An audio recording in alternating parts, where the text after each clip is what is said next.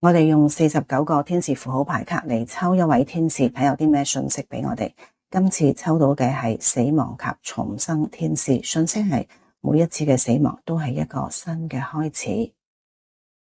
呢一段期間有幾次都抽到呢一位天使，第一次係發現貓貓阿 B 患重病，而早前啱啱開嘅第3、4階天使靈氣工作坊亦都抽到呢一張卡。呢一位天使對應我哋嘅第3眼脈輪，深藍色嘅呢個顏色令人有一種冷靜嘅感覺，亦都係一種安慰同埋被安撫嘅顏色。當抽到呢張卡嘅時候，唔係一定要同生死有關，更多會係同你嘅人生起伏、際遇、難關等等有關聯。天使話俾我哋聽，生命中嘅關卡唔好驚，只要保持冷靜。當我哋明白到人生際遇中越係去到低潮，跌得越深，反彈力就會越大。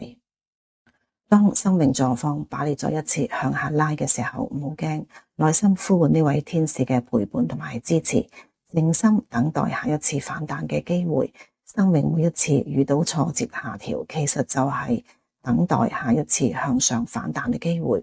跌得越深，反彈就會越高，就係再一次放下唔再需要嘅人事物，而走向重生嘅機會。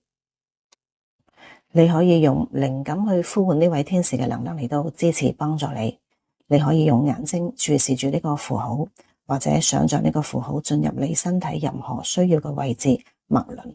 做幾下深呼吸，讓自己放鬆落嚟，容許自己放鬆落嚟，讓能量慢慢進入你嘅身體。喺過程中，無論你能否感受到呢個符號嘅能量，天使都會因為你嘅呼喚嚟到你嘅身邊。